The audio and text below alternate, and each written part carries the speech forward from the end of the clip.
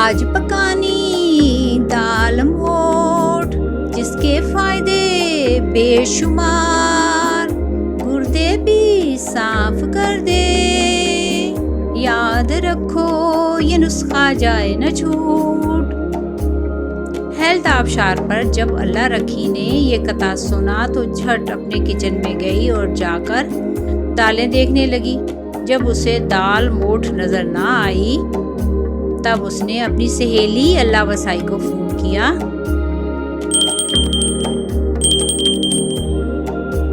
السلام علیکم، کیا حال ہے؟ اللہ وسائی کیا کر رہی ہو؟ اللہ وسائی نے اسے کہا، بھائی کیا کرنا ہے، گھر کے چھوٹے موٹے کام کر رہی ہوں۔ اچھا تم نے دال موٹ کا پتہ ہے کیسی ہوتی ہے؟ ارے میں نے تو نام ہی پہلی دفعہ سنا ہے، یہ کیا بلا ہے؟ ارے بھائی ہیلتھ آبشار پر سمرن صاحبہ کا قطع آیا ہے جس میں انہوں نے دال موٹ کے فائدے بتائے ہیں اور کہا ہے کہ گردے صاف کرتی ہے۔ میں نے اپنے کچن میں ساری دالیں دیکھی، مجھے تو ملی نہیں۔ اچھا کون کون سی دالیں ہیں تمہارے پاس؟ ارے بھائی مونگ ہے، مسور ہے، چنا دال ہے، ماش ہے، مسر ہے اور ارر ہے۔ اللہ وسائی نے کہا، کیا بات ہے، بڑی ترنگ میں ہو۔ اللہ رکھی، تمہیں پتہ ہے نا مجھے شاعری کی بات زیادہ سمجھ آ جاتی ہے، اس لیے میں آج ضرور اسے پکاؤں گی۔ ارے چھوڑو اس دال کو، کوئی اور پکا لو، اور دالوں میں بھی خواص ہیں، وہ بھی فائدہ مند ہیں۔ نہیں، جو فائدہ اس میں ہے وہ اور دالوں میں نہیں۔ دال موٹ جو ہے وہ گردے صاف کرتی ہے۔ اچھا تو تم نے آج گردے صاف کرنے کا تہیہ کر لیا ہے؟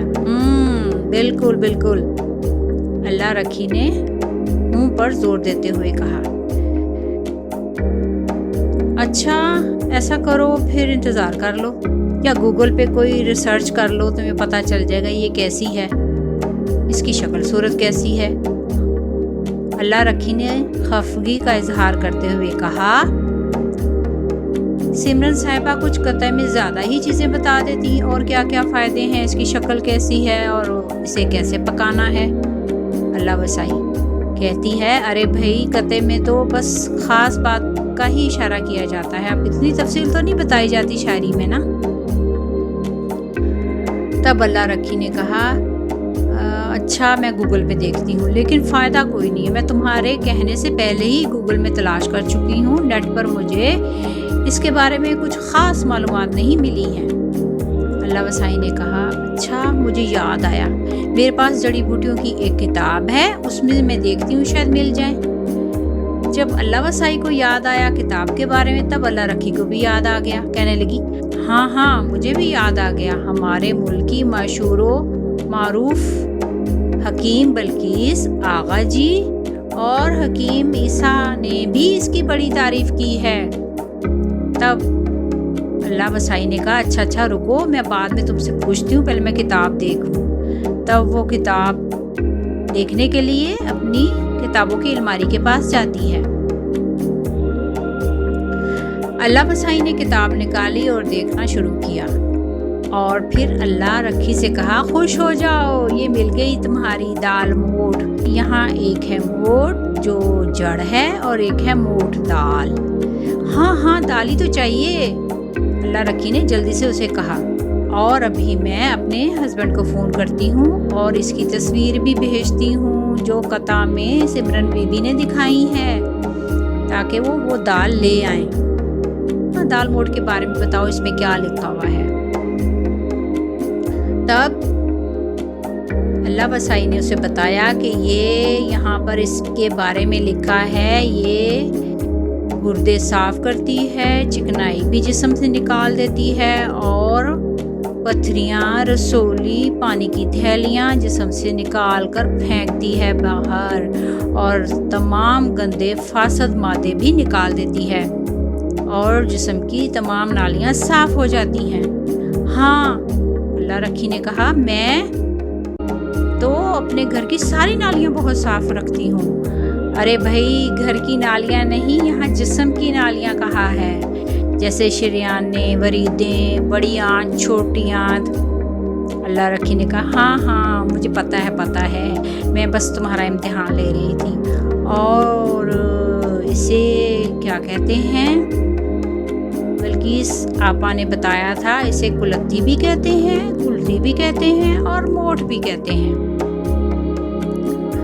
اللہ وسائی نے کہا ہاں بھائی مجھے پتہ ہے، تمہیں شاعری کی زبان زیادہ سمجھ آتی ہے اور تمہیں بہت سی باتیں یاد رہتی ہیں۔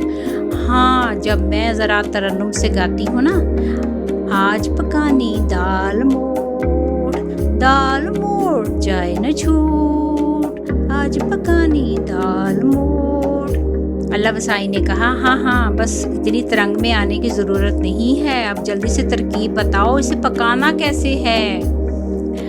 حکیم بلقیس صاحبہ نے بتایا تھا کہ اگر آدھا کپ دال لیں اور 5-6 کپ پانی ڈال دیں، اس میں کالی مرچ، نمک اور دال چینی، ادرک اور ملٹھی کا ٹکڑا 1-1 انچ ڈال دیں اور اسے خوب پکائیں، اور جب سوپ بن جائے اسے پی لیں۔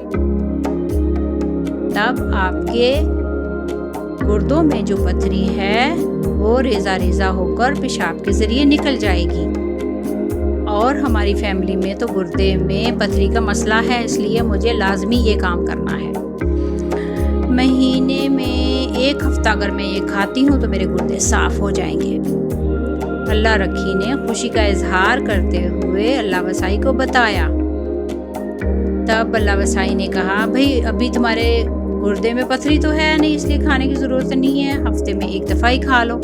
نہیں، میں اسے لازمی احتیاط کے طور پر مہینے میں نہیں، مجھے لگتا ہے 3 مہینے میں اگر میں 1 ہفتہ اسے روزانہ کھاؤں یا سوپ کی طرح پی لوں دوپہر میں، تو یہ میرے گردے صاف ستھرے کر دے گی اور میری پتھری کا کلا کما ہو جائے گا۔ جب تمہارے گردے میں پتھری ہے ہی نہیں تو کلا کما کہاں سے ہو جائے گا؟ ارے بھائی میرا کہنے کا مطلب ہے کہ میرے گردے میں پتھری ہوگی ہی نہیں۔ ہاں یہ بات ٹھیک ہے، لیکن حکیم صاحبہ سے ضرور رابطہ کر کے پوچھ لینا کہ یہ تم نے کیسے کرنا ہے۔ ویسے تم پکا کے کھاؤ تو یہ تمہارے لیے زیادہ فائدہ مند ہوگی، اپنے طور پر اس نسخے کو مت کرنا۔ نہیں، میں نے حکیم بلقیس صاحبہ کا پروگرام سنا تھا، اس میں انہوں نے کہا تھا کہ اگر آپ کی فیملی میں پتھری بننے کا رجحان ہے تو آپ اسے کھا سکتی ہیں، اور اگر پتھری بن چکی ہے یا گردے میں سوجن ہے، پتھری ہے، تو آپ اسے کھائیں، سوپ کی طرح پانی کی طرح اچھی طرح گلا کے اس کو پئیں تو انشاءاللہ پتھری نکل جائے گی اور آپ کے گردے دوبارہ اصل حالت میں آتے ہوئے صحیح فنکشن کریں گے، صحیح کام کریں گے۔ اور جن حضرات کو اس کا مسئلہ ہے وہ ضرور اپنے قریبی معالج سے، حکیم صاحب سے رابطہ کر کے پوچھ کے ہی کھائیں۔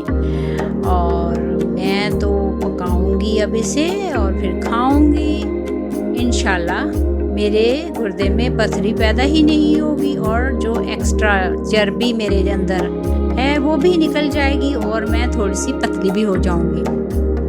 اللہ رکھی نے خوشی کا اظہار کرتے ہوئے کہا میرے گردے صاف ستھرے ہو جائیں گے اور پتھری کا کلا کما ہو جائے گا۔